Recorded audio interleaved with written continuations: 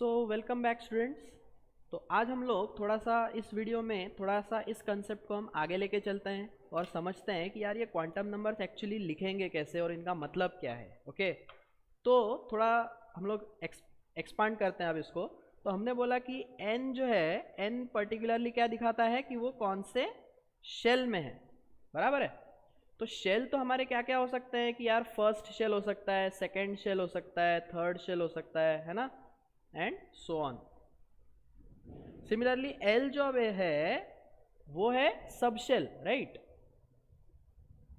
तो subshell scientist लोगों ने बोला कि subshell will be S, P, D and F, है ना।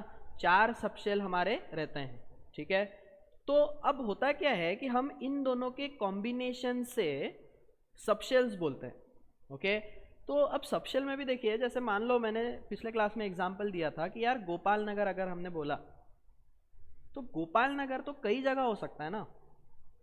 अगर मैंने तुमको ये बोल दिया कि यार वो जो पर्टिकुलर इलेक्ट्रॉन है वो पी सबशेल में है, तो ये बोलना क्या मतलब है कि वो इस नगर में रहता है, गोपाल नगर में रहता है। अब गोपाल नगर तो अमरावती में भी हो सकता है, नागपुर में हो सकता है, औरंगाबाद में हो सकता है, पुणे में हो सकता है, एंड सो ऑन।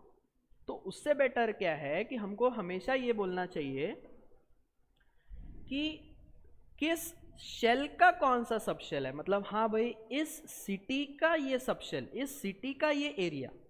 तो जब भी हम लोग सबशेल डिफाइन करते हैं, subshell is always defined along with its shell.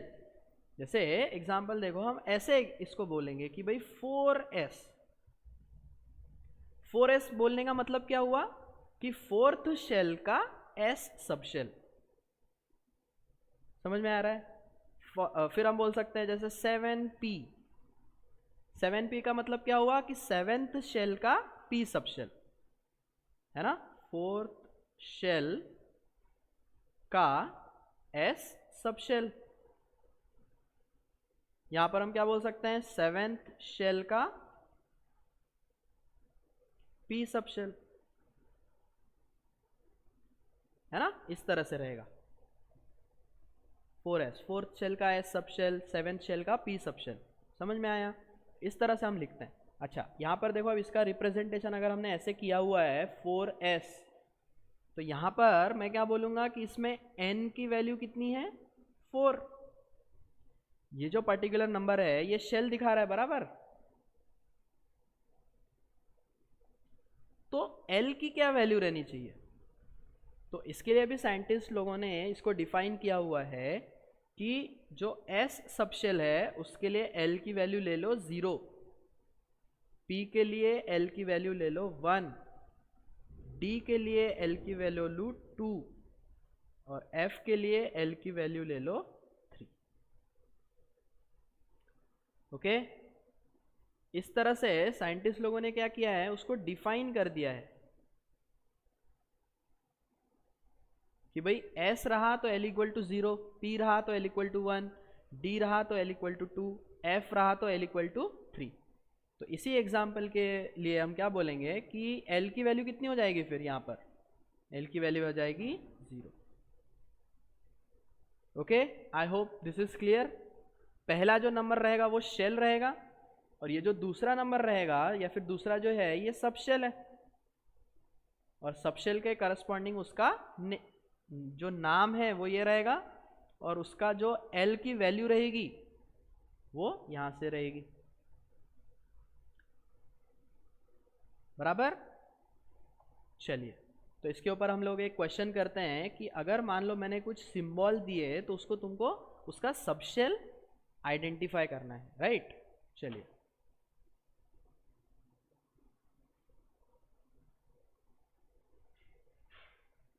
Identify the subshell.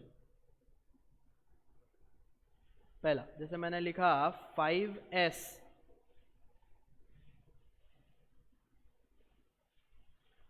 Okay, and right values of n and l। Okay, तो 5s, सेकेंड में लिख रहा हूं 4f, थर्ड में लिख रहा हूँ 6p। ठीक है, तो आप लोग वीडियो को पॉज कर सकते हो एंड इन क्वेश्चंस को आंसर करने की कोशिश करो। ठीक है, फिर हम आंसर डिस्कस करने वाले हैं। चलिए, तो मेरे ख्याल से हो गया होगा, है ना। तो दिस इज 5s, तो ये फर्स्ट नंबर जो है दैट इज n, तो इसके लिए n आ गया मेरा 5। और ये s है, तो s के लिए l की वैल्यू कितनी आती है 0, है ना। ये टेबल में हमने देख लिया, s जब रहेगा तब l 0 ले लेंगे। चलिए नेक्स्ट, तो ये 4f बोल रहे हैं, तो n हो गया 4 और l हो गया, f के लिए l हो गया 3, है ना। आई होप सबको एकदम मस्त जम गया है ना, इजी है, सबको क्लियर भी हो गया है। नहीं हो गया है तो आप एक बार फिर से वीडियो को देख सकते हैं, है ना, उससे और चीज़ें क्लियर होंगी। फाइनली लास्ट का अपना n आ गया 6 एंड l आ गया, p के लिए कितना हो गया देखो, p के लिए l आ गया 1। समझ में आया। तो ये तो हो गया कि भाई अगर मैंने तुमको सबशेल दिया तो उससे हमको n और l आइडेंटिफाई करते आने चाहिए। ओके, अब एक और हम क्वेश्चन करते हैं कि जिसमें हमको अगर n और l की वैल्यूज दे दी गई है तो उससे हम उसका सबशेल का सिंबल लिखेंगे, बराबर। चलिए,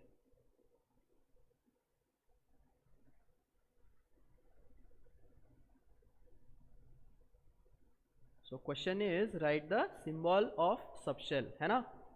इसमें मैं तुमको n और l की वैल्यूज दे रहा हूं।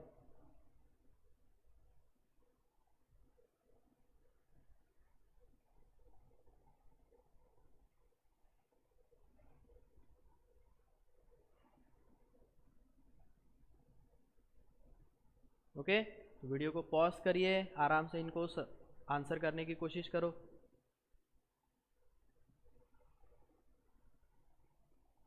चलिए, तो मेरे ख्याल से हो गया होगा, है ना। तो फर्स्ट वाले में शेल तो मुझे डायरेक्टली दिख रहा है कि यार फोर्थ शेल है, और अगर l इक्वल टू 2 हो गया तो s p एंड d, इसका मतलब ये है 4d।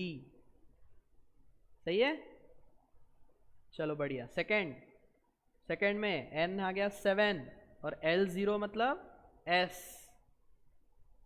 और लास्ट में n अगर 3 है तो यहाँ पे 3 और l इक्वल टू 1 मतलब p। ओके, तो आई होप आपको ये सबशेल का भी मतलब समझ में आया होगा और उनका रिप्रेजेंटेशन हम कैसे करते हैं वो भी समझ में आ गया होगा। Okay, so thank you.